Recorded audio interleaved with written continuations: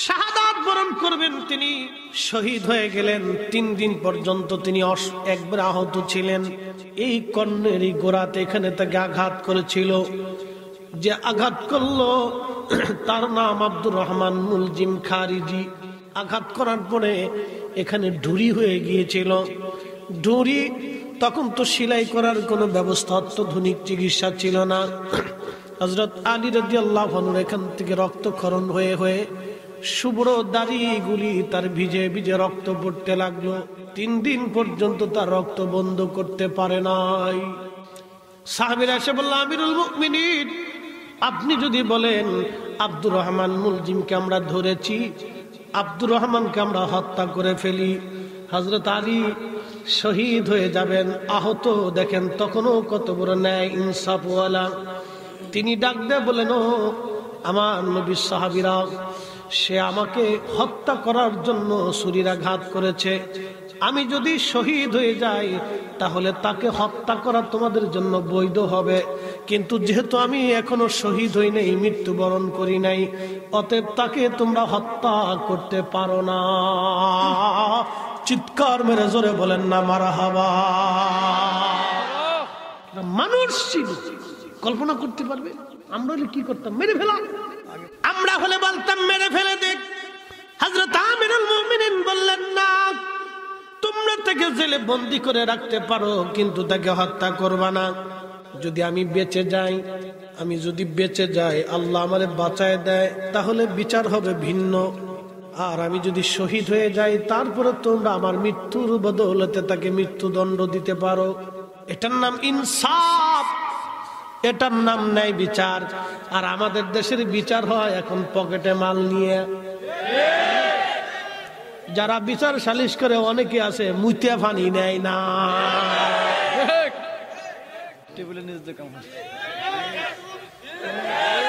কোন খারাপ করে না, এটা সত্য কথা। দুনিয়ার এই যে বিচার সালিশ আদালত, এটা কত বড় ইবাদত আমি আপনাকে ভাষায় প্রকাশ করে বুঝাইতে পারবো না।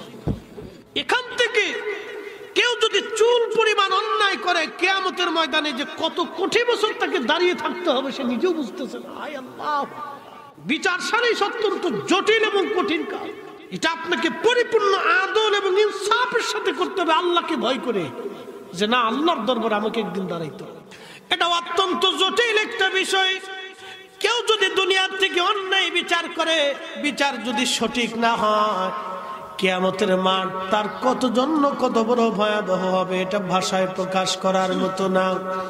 ও বান্দা কত কোটি বছর কিয়ামতের ময়দানে দৌড়াবে মাফের আশায়, কিন্তু মাফ হবে না। বড় কঠিন। ও নবী না মানিলাম, কি যে ভুল করিলাম, ভস্মে ঢালিলাম ঘি, মানুষ হইয়া ভবেতে আসিয়া, মানুষের করিলাম কি, মানুষ হইয়া ভবেতে আসিয়া, মানুষের করিলাম কি। আল্লাহ নবী বলেন, উম্মত তোমরা শুনিয়া দাও, কঠিন হাসরের মাঠ। এই মাঠের মধ্যে শুধু মানুষ, জিন, ফেরেশতা, পৃথিবীর মাটির বালু কণাগুলি গুনে গুনে শেষ করা যাবে, কিন্তু ফেরেশতা গুনে শেষ করা যাবে না। এত পরিমাণে আল্লাহ ফেরেশতা সৃষ্টি করেছেন। এই ফেরেশতারা হাসরের মাঠে আল্লাহর সামনে দাঁড়ায় যাবে। দুনিয়ার মানব জাতি দাঁড়ায় যাবে, জিন জাতিরা দাঁড়িয়ে যাবে, সমস্ত মাখলুকগুলি, পশু পাখিরা আল্লাহর আদালতের সামনে দাঁড়াবে। প্রশ্ন করবেন, মুফতি ফরিদি হুজুর, পশু পাখিরা আল্লাহর আদালতে দাঁড়ায় কি বলবে? আপনাদের গ্রামের নাম বাঁশডোর, উত্তর পাড়া, দক্ষিণ পাড়া আছে না এরকম? উত্তর পাড়ার গরু যাইয়া আল্লাহর কাছে বলবে, আল্লাহ, আমার বাঁশডোর গ্রামের দক্ষিণ পাড়ার গরু আমারে মারছিল, গুতাইছিল, আল্লাহ আমি আজকে বিচার চাই। আল্লাহ বলবেন তোমার যেইভাবে মারছিল তুমি সেইভাবে মেরে দাও। উত্তর পাড়ার কুকুর যায় বলবে আল্লাহ দক্ষিণ পাড়ার কুকুর আমারে কামড়াইছিল, আমারে খাইতে দিছিল না। আল্লাহ আজকে আমি তোমার দরবারে বিচার চাই, তুমি মালিক ইয়াউমিদ্দিন। আপনাকে ভাষায় প্রকাশ করে বুঝাইতে পারবো না। সেই দিন আল্লাহ এই কুকুরের ফয়সালা করে দিয়ে বলবে তোমাকে যেইভাবে কামড়াইছিল তুমি সেইভাবে কামড়ায় দাও। বিড়াল যে বলবে আল্লাহ আমাকে মারছিল, আল্লাহ বিড়ালের ফয়সালা করবে। পাখি যায় বলবে আল্লাহ আমারে মারছিল, ঠুকরাইছিল, আল্লাহ আমার খাবারও কেড়ে খেয়ে ফেলে দিয়েছিল, আমি আজকে ফয়সালা চাই। পাখিদের ফয়সালা আমার আল্লাহ পাক করবে। বনের হিংস্র প্রাণীরা একজন আরেকজনের বিরুদ্ধে মামলা করবে, সেই দিন আমার আল্লাহ তাদেরও ফয়সালা করে দিবে।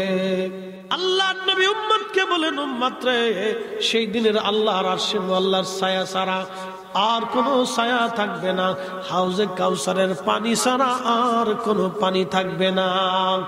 সেই দিন দুনিয়ার মধ্যে যারা ন্যায় বিচার করবে, লোক দেখায় বিচার যারা করবে না, টাকা পয়সা খাইয়া যারা স্বজন প্রীতির বিচার করবে না, যারা ন্যায় বিচার করবে, ওই দিন আমার আল্লাহ আরশে মুআল্লার নিচে তারে টান্ডে ধরে নিয়া আরশে মুআল্লার নিচে আল্লাহ জায়গা করে দিয়া জান্নাতের মেহমান বানায়া নূরের মিম্বরে নূরের চেহারায় বসায় রাখবে।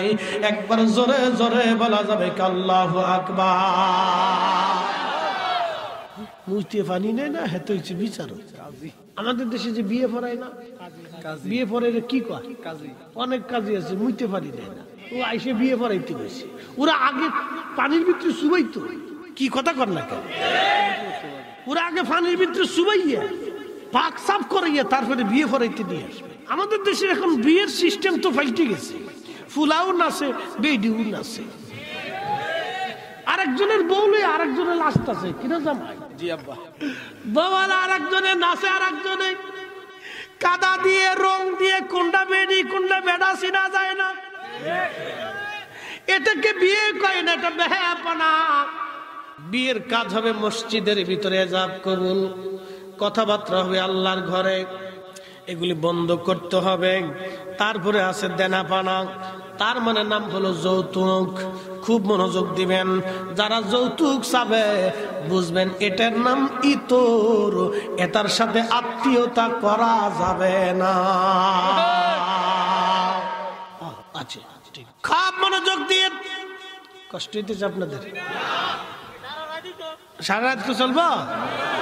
আচ্ছা ঠিক আছে, চলবে ইনশাল্লাহ, সারা রাত তো চলবে ইনশাল্লাহ, চিন্তার কারণ নাই। একটু পরে কুয়াশা পড়লে হুজুর যাই গিয়ে, আমার খিচুড়ি লাগতো না, তারপরে ফিরে যাই গিয়ে, আর বেশি কিছু লাগবে না, দুটো দোরা সাবানে ছেড়ে দেয়, তৈলে বোঝা দেবো মুসলিম ইমান কদ্দুর খারাপ। দোরা সাপ না, গুকরা সাপ লাগতো না, দোরা দূরে ছেড়ে দিলে আরো তাড়াতাড়ি, আর বেদিকের ভিতরে তেলা বুকা ছেড়ে দেয়, দুটো যোগ ছেড়ে দেন, দেখবেন যুদ্ধ বেঁধে গেছে। নবীগঞ্জের মুসলমান, বিয়ে করবেন নবীর তরিকায়, সাবধান। যৌতুক মৌতুক এগুলি হারাম। শুয়োরের গোশত যেমন হারাম, সুদের টাকার গরুর গোশত হারাম, খাস এই আপনার কুত্তার গোশত যেমন হারাম, ঘুষের টাকার ছাগলের গোশত তেমন হারাম। বাজান রে, অন্যায় ভাবে মানুষের অর্থ মেরে খাওয়া যেমন হারাম, ওই আপনার কি বলেন, আপনার বন্য পশু এদের গোশত যেমন হারাম, যৌতুকের টাকার গরুর গোশত তেমন হারাম। যদি বুঝেন জীবনে এক কাজ ছোট লোকি ব্যবসা জীবনেও করবেন না। আল্লাহ আমাদেরকে বুঝার তৌফিক দিক বলে না আমিন। পৃথিবীতে ন্যায়ের উপরে চলবেন, অন্যায় কখনো করবেন না, সাপোর্ট করবেন, ইনসাফের উপরে থাকবেন। বন্ধু মনোযোগ দেন, হযরত আলী রাদিয়াল্লাহু আনহু অসুস্থ, আব্দুর রহমান মুলজিম খারিজি আহত, তেনাকে শহীদ করলেন। ওনার জানাজার নামাজ সকালবেলা নিয়ে যাওয়া হচ্ছে, ফজরের নামাজ পড়ে জানাজা কবরস্থ করার জন্য নিয়ে যাওয়া হচ্ছে ওনাকে। এক খ্রিস্টান অন্ধ যুবতী নারী দৌড়ায় আসছে। কুফার মসজিদের পাশে, গভর্নর হাউসের পাশে মসজিদ, মসজিদের পাশে দাঁড়ায় দাঁড়ায় কাদার বলে, শুনছো ও মুসলমানরা, আগে বলো আমি অন্ধ, চোখে দেখি না, আমাদের খলিফা আমিরুল মুমিনিন হযরত আলী কি দুনিয়াতে বেঁচে আছে না মরে গেছে? লোকেরা বলল বলো কি? আমিরুল মুমিনিন দুনিয়াতে নাই, তিনি শহীদ হয়ে গেছে। মেয়েটার চোখের পানি ছেড়ে দিয়ে কাঁদে আর বলে, হা বুঝছি আমার খলিফা দুনিয়াতে বাঁচে নাই, মরে গেছে, আমি বুঝতে পারছি। লোকেরা বলল, রে অন্ধ নারী, খলিফা দিয়ে তুমি কি করবা বলো। তখন ওই অন্ধ নারী ডেকে বলতেছে, শোনো মুসলমানেরা, আমার খলিফাতুল মুসলিমিন কুফার মসজিদ থেকে নামাজ পড়ে বাড়ি যাওয়ার সময় প্রত্যেক রাত্রিবেলা, আমি অন্ধ গরিব মানুষ, চোখে দেখি না, আমার প্রয়োজনীয় সামগ্রী আমার সব খোঁজ খবর নিয়ে তারপরে খলিফা যাইতো। আজকে 3 রাত আমি খ্রিস্টান বিদায়, সে কখনো আমাকে ঘৃণা করতো না।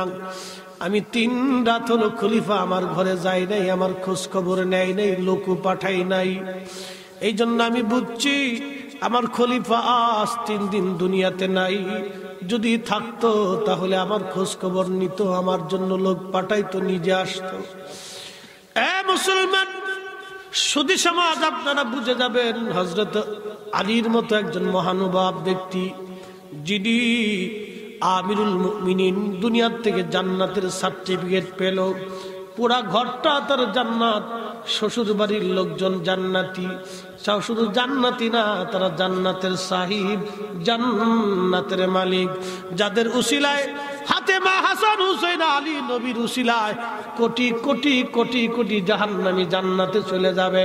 তারাও পর্যন্ত একজন খ্রিস্টান নারীর ঘরে খাবার পৌঁছাই দিয়ে গেছে। আমার পীরের বাড়ি অনেক হিন্দু যাই বিদায় অনেকে নাক সিটকে কয় হিন্দু যাই কে।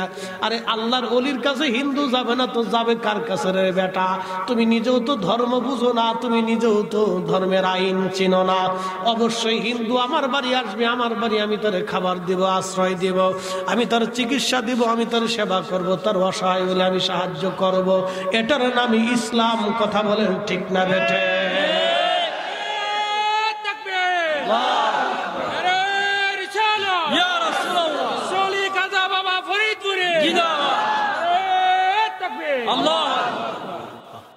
কষ্ট হচ্ছে আপনাদের? এগুলি আমাদেরকে বুঝার দরকার বাবা। বলির আমাদেরকে এগুলি শিখিয়ে দিয়ে গেছে। এটার নাম ইসলাম। বাবাজি ন্যায়ের উপরে থাকবেন, অন্যায়কে প্রশ্রয় দিবেন, সমর্থন করবেন। বাপ আজকে যে দুনিয়ার উপরে আজকে বসে আছেন, কালকে এই দুনিয়ার নিচেই মাটির নিচে একদিন ঘর হবে। আব্বা কথা কন্যাকে ঠিক কিনা? আমার সারো আল্লাহর জিকির করো, পাইলে পাইতে পারো খুদারি। কথা কইস না কে? বাবা আজকে জামাই শ্বশুর তো গুতাইতেছি লাগে। বাবা সে যার গায়ে দেখলে তারে চিনা যায়। আর আর আর দরকার নাই। তোমরা এ খোয়া খোয়া গুতাই গুতাই তাহিরি রে তা করছো। আমি বুঝি এর লেগে আর গাইতাম না। তো ওই তো নি বন্ধু আমার শানই তো আর একটু যাই। খলিফা হারুন রশিদের এই স্ত্রী জুবাইদার কথা বলতেছিলাম, মনে আসেনি আপনাদের? জুবাইদা অত্যন্ত সুন্দরী, ধার্মিকা। বেশি লম্বা করব না, কারণ প্রচন্ড শীত পড়তেছে, বাইরে অনেক কুয়াশা। আপনারা খুব মায়া করে আমাদেরকে দাওয়াত করতেছেন, সন্ধ্যা থেকে পর্যন্ত ওয়াজ। আমি আপনাদেরকে একবারে ডাইরেক্ট অ্যাকশন মেরে দিছি, কারণ বাকি ঝুঁকি করি নেই। আমার ওয়াজে কোনো ফাঁকি ঝুঁকি, বাকি ঝুঁকি, ফাঁকি ঝুঁকি নাই। যাহা বলিব সত্য বলিব, মিথ্যা বলিব না। আমি লোক করা ওয়াজ আমার করা, আমার আজ পর্যন্ত আমার কণ্ঠকে নকল করতে পারে চেষ্টা করছে, কাজ হবে না। খলিফার স্ত্রী জুবাইদা সুন্দরী, প্রশংসা করতে করতে খলিফা বলে ফেলছে স্ত্রী রে, তুমি যদি চাঁদের চেয়ে সুন্দর না হও তো 3 তালাক। আমাদের দেশে অনেকে বউরে তালাক দেয়, দেয় কি দেয় না? এই পুরুষ সমাজ আপনাদের কাছকে বলে দিয়ে যায়। অনেক নারীরা আমাকে বলছে, হুজুর আপনি শুধু মেয়েদের বিরুদ্ধে ওয়াজ করেন। না, মেয়েদের বিরুদ্ধে ওয়াজ করি না। আমার দেশের অনেক শ্বশুর শাশুড়ি আছে দাজ্জাল, ঠিক তোরাও ঠিক কইছ। কেন কইলাম আপনাদেরকে শোনাই আছে। একটা মেয়ে আপনার ঘরে আসছে নতুন বউ হয়ে, আপনার ফ্যামিলি সম্পর্কে সে অজ্ঞ, আপনার পরিবেশ সম্পর্কে অজ্ঞ। সে মায়ের আদরের ছেলে মেয়ে ছিল। একটা ফ্যামিলিতে সে 20 বছর কাটাইছে, ওখানকার পরিবেশ, ওখান থেকে সে আপনার ঘরে আসছে নতুন। অনেক শাশুড়িরা বুঝতে পারে না, বৌমা আসার লগে লগে তারে কাজে হান্দায় দেয়।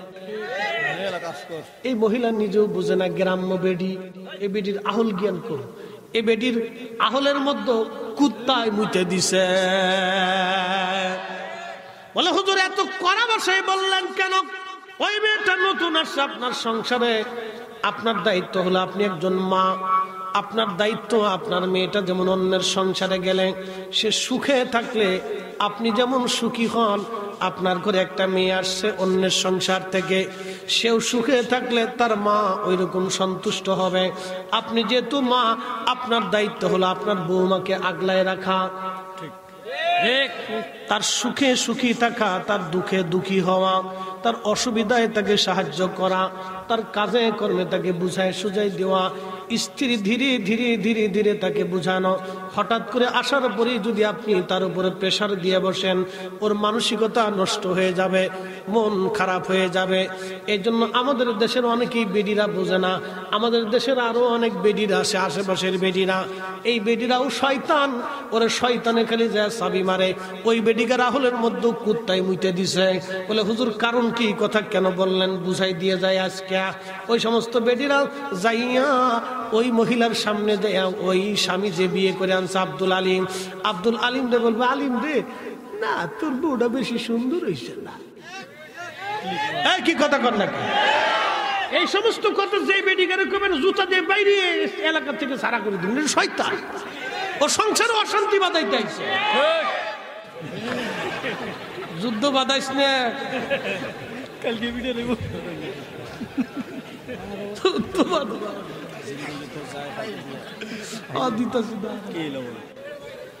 শোনেন, এগুলি সামাজিক ব্যাধি, এই কারণে কিন্তু অশান্তি সৃষ্টি হয়। কথা কন না কেন? ও নতুন বিয়ে করে নিয়ে আইছে, স্ত্রী যা মনে তাই হোক, ওই বেডি আই ফুসলাইব না রে করিম না, তুই যে ফুলা তোর বউটা আরো ভালো দরকার ছিল, কি তা বিয়ে করছ বুঝবেন, এটাই শয়তান। আজাদিলের খালাতো বোন, কি কথা কর না কা? এগুলো সমাজে অশান্তি সৃষ্টি করে সমস্ত নারীরা। এগুলো খালি ওয়াজ শুনে গেলে হবে না, এগুলো শিখে যেত। অনেক ফ্যামিলি এভাবে নষ্ট হয়ে যায়। নতুন বউ আসার পরে তার উপর একটা প্রেশার এসে পড়ে, মনোমালিন্য হয়, সংসারে অশান্তির সৃষ্টি হয়ে যায়। বিবাহ একটা পবিত্র বন্ধন। আপনি এটা ছেলে খেলা না, এটার মাধ্যমে আমার পরিচয় হয়েছে, হুজুরের পরিচয় হয়েছে, ওলামা ইকরামের পরিচয় হয়েছে, আপনার বাবার পরিচয় পেয়েছে। সমস্ত নবী আলাইহিস সালামদের সুন্নাত, আল্লাহর তরিকা এটা। প্রিয় উপস্থিতি আমার, খুব মনোযোগ দেন। জুবাইদা বলে ফেলছে তালাক। এখন ইরাকের সমস্ত আলেমরা বলল, হ্যাঁ আপনার স্ত্রী তালাক হয়ে গেছে, কারণ মানুষ তো আর চাঁদের চেয়ে সুন্দর হয় না। চিন্তায় পড়ে গেলেন খলিফা, মনক্ষুণ্ণ হয়ে মাসের পর মাস চলে গেলেন তিনি এক নদীর পাড়ে, গাছের নিচে বসে বসে চিন্তামগ্ন। খুবই কষ্ট, মাত্র 5 মিনিট কথা বলবেন না, লড়াছড়া দিবেন না। যদি পেশাব আসে সুন্দর করে একবারে সেলো মেশিন চাপ দিয়ে ধরে রাখেন। কথা বুঝছেন না? যদি পেশাব আসে তো লড়াছড়া দিন না, সেলো মেশিন চাপ দিয়ে ধরে রাখেন, একবারে নাট বল্টু টাইট দিয়ে বসে থাকবে, কোনো লড়াচড়া হবে না। খুব মনোযোগ দিয়ে খলিফা হারুন রশিদ রাহমাতুল্লাহি আলাইহি বুজুর্গ ছিলেন, যদিও পাপ পুণ্য সবারই আছে, কিন্তু চিন্তায় পড়ে গেলেন। এক যুবক আলেম রাস্তা দিয়ে আসে, জিজ্ঞেস করলেন, আসসালামু আলাইকুম মুরব্বী। সম্ভ্রান্ত পরিবার মনে হচ্ছে, চিন্তিত, কারণটা কি? বলে, বাবারে এত আলেম ওলামা যার সমাধান দিতে পারে নাই, তোমার কাছে বলে লাভ কি? বলে, হুজুর বলেন, সিংহের দরজায় ইঁদুরেরও প্রয়োজন হয়, ছোট বলে আপনি আমারে দূরে ফেলাই দিবেন না। বলেন, বলতেছে, বাবারে আমি আমার স্ত্রীকে পূর্ণিমার চাঁদের প্রশংসা করতে করতে বলে ফেলছি, আমি দেশের খলিফা হারুনুর রশিদ, আমার স্ত্রীর নাম জুবাইদা, বড় নেকবক, সালেহ, আবেদা, জাহেদা। আমার স্ত্রী বলে ফেলছি, চাঁদের চেয়ে সুন্দর যদি না হয় 3 তালাক। আমার এই স্ত্রী আর কোথাও পাওয়া যাবে না। আলেমরা বলছে হিল্লে দেওয়া লাগবে, 3 তালাক হয়ে গেছে। এখন বাবা আমি বড় বিপদের মধ্যে পড়ে গেছি। আমার নেকবক স্ত্রী আমার ভুলের জন্য আজকে সে কষ্ট পাচ্ছে। তখন ডাক দিয়ে বলল, হুজুর চিন্তার কোনো কারণ নাই, আপনি চিন্তা করবেন না, আপনার স্ত্রী তালাক হয় নাই, আমি ফতোয়া দিয়ে দিব। দলিল আছে? মহা দলিল আছে। বলে দলিল কেমনে, কিভাবে? বলতেছে, হুজুর আগামীকাল আমি আপনার রাজ দরবারে যাব, শাহী মসজিদে মাগরিবের নামাজ আমি পড়াবো, আপনি ঘোষণা দিবেন মাগরিবের নামাজ আমি পড়াবো, আর ইমাম সাহেব হুজুর পড়াবে না, আর আপনি সমস্ত আলেম ওলামাদেরকে আমার পিছনে নামাজ ইক্তেদা করতে বলবেন। পরের দিন সব আলেমরা উপস্থিত, ওই যুবক আলেম উপস্থিত হলো। খলিফা হারুনুর রশিদ বলল, দেখেন আজকে শাহী মসজিদের ইমাম নামাজ পড়াবে না, আজকে আমার একজন মেহমান আসছে, তিনি আমার স্ত্রী তালাকের ব্যাপারে ফতোয়া দিবে, তিনি আজকে মাগরিবের নামাজ পড়বেন এবং মাগরিবের নামাজ পড়ানোর পরে তিনি ফতোয়া দিবেন আমার স্ত্রী তালাক হয় নাই, তেনার কাছে দলিল আছে। মাগরিবের নামাজ শুরু হয়ে গেল। সেই ব্যক্তির নাম হযরত ইমাম ইউসুফ রাহমাতুল্লাহ আলাইহি, ইমামুল আজমের ছাত্র ছিলেন তিনি। যেমন উস্তাদ তেমন ছাত্র, যেমন উস্তাদ তেমন ছাত্র, যেমন উস্তাদ তেমন ছাত্র। উস্তাদ ভালো হইলে ছাত্র ভালো হয়, আর উস্তাদ বিয়াদব হইলে ছাত্র বিয়াদব হয়। ঠিক কথা, ঠিক। আমার নাম ফরিদি শাহ। জায়গা মতো দিতে একবারে জায়গা মতো, বুঝলে বুঝ পাতা, নাইলে তেজপাতা। খাপ মনোযোগ দিয়ে, যেমন উস্তাদ তেমন ছাত্র। নামাজ শুরু হয়ে গেল। আলহামদুলিল্লাহি রাব্বিল আলামিন আর রহমানির রহিম মালিকি ইয়াউমিদ্দিন ইয়্যাকা না'বুদু ওয়া ইয়্যাকা নাস্তাঈন। সূরা শেষ, সূরা 3 শুরু হয়ে গেল। ওয়াত-তিন ওয়াজ-যাইতুন ওয়া তুরি সিনিন ওয়া হাদাল বালাদিল আমিন লাকাদ খালাকনাল ইনসানা ফি আহসানি তাকওয়িম। ইনসান হবে, ইমাম ইউসুফ পড়তে লাগলেন লাকাদ খালাকনাল কামার। পিছন দিক থেকে আওয়াজ আসলো আল্লাহু আকবার। নামাজি ভুল হয়েছে। কোরআনের আয়াত হলো লাকাদ খালাকনাল ইনসান, মানুষকে আমি সুন্দর অবয়ব দিয়ে বানাইছি। কামারের নাম সাদ, সাদের নাম কামার। তো ইমাম ইউসুফ বলতেছে লাকাদ খালাকনাল কামার, কিন্তু কোরআনে আছে লাকাদ খালাকনাল ইনসান। লাকাদ খালাকনাল কামার, আবার পড়তেছে লাকাদ খালাকনাল কামার। পিছন দিক থেকে আল্লাহু আকবার, মানে ভুল হয়েছে। খলিফা চিন্তা করে, কোন হুজুর ধরে নিয়ে আসলাম, এটাই বউ তালাকের ফতোয়া দিব, সূরাই পড়তে পারে না। আমার বউ গেল, ইজ্জত গেল আজকে। চিনতে মাথা নত করে, আরে কি হুজুর ধরে আনছি। নামাজ শেষ। উলামা একরাম বলল, খলিফা কোন হুজুর ধরে নিয়ে আসছেন? হেতায় নামাজের ভিতরে সূরার ভিতরে 2 বার ভুল করে ফেলাইছে। সূরা 3 পারে না, ফতোয়া দিবে কি? ইমাম ইউসুফ বলল, না ভুল তো আমার হয় নাই, ভুল হয়েছে আপনাদের। বলে, বলেন কি ভুল আমাদের কেন হলো? বলে, খলিফার স্ত্রীর ব্যাপারে ফতোয়া কি আপনাদের? বলে, ফতোয়া হলো খলিফার স্ত্রীর 3 তালাক হয়ে গেছে, কারণ চাঁদের চাইতে মানুষ সুন্দর হতে পারে না। ইমাম ইউসুফ কয়, না, কুরআন বলতেছে লাকাদ খালাকনাল ইনসানা ফি আহসানি তাকওয়িম, মানুষের চাইতে সুন্দর কেউ হতে পারে না। আল্লাহ মানুষকে সুন্দর অবয়ব দিয়ে সৃষ্টি করছে। চাঁদের কথা বলেন নাই, সূর্যের কথা বলেন নাই, দাওয়াবের কথা বলেন নাই, সাজারের কথা বলেন নাই, জাবালের কথা বলেন নাই, সামার কথা বলেন নাই, ওয়াল আরদের কথা বলেন নাই। আল্লাহ মানুষের কথা বলছেন। অতএব মানুষের চাইতে কোনো কিছুই সুন্দর হতে পারে না। খলিফার স্ত্রী তালাক হয় নাই, তালাক হয় নাই কারণ চাঁদের চাইতে মানুষ সুন্দর। একবার জোরে কন্যা মারহাবা। কে সুন্দর? মানুষ। জোরে কর, মানুষ। কে সুন্দর? মানুষ। কুত্তায় কুত্তায় মারামারি করে, জীবনে মার্ডার হইতে দেখছেন? না। মানুষে মানুষে মারামারি করলে মার্ডার হয়। তাহলে এই মানুষ কুত্তার সেই তো খারাপ। হুজুর কথা খারাপ কইছি আমি? আপনাকে হিসাব দিলে আপনার মাথা নষ্ট হয়ে যাবে। যে ফরিদি সাহেব হুজুর বলেটা কি? বিড়ালে বিড়ালে মারামারি করে। মারামারি দেখছেন? ওগার হাতাহাতি 4G স্পিডে চলে। 4G স্পিড আরো বেশি, কিন্তু রক্ত বেরোয় না। কি কথা কর না কে? এই যে হাতাহাতি চলতেছে, রক্ত বেরোয় না, মার্ডার হলো না জীবনে, কিন্তু মানুষে হাতাহাতি করলে রক্ত বের হয়ে শেষ। Murder, 18 to murder. তাহলে মানুষ বিড়ালের চাইতে নিকৃষ্ট। কি কথা কন না কেন? আমাদেরকে মানুষ হইতে, আল্লাহ আমাদেরকে সর্বশ্রেষ্ঠত্ব দিয়েছেন মানুষ হওয়ার জন্য। আল্লাহ আমাদেরকে মুসলমান হয়ে কবরে যাওয়ার তৌফিক দিক বলে না আমি আমিন। সেজদা হবে কার? আল্লাহ। জিকির হবে কার? আল্লাহ। আইন মানব কার? আল্লাহ। বিধান মানব কার? আল্লাহ। আল্লাহ। এক কথায় শেষ বাবা, দুনিয়ার থেকে একদিন সবাই কবরে চলে যাব। শুনতে চাইছি, শুনতেছি, টাকা দেয়া না, ওই যে এটা গজল শুনবাচ্ছে, যে শুনবাচ্ছে সে টাকা রেডি করে। জিন্দগি তোর যাইরে ফাঁকি দিয়া রে সোনার আদম, জিন্দগি তোর যায় ফাঁকি দিয়া।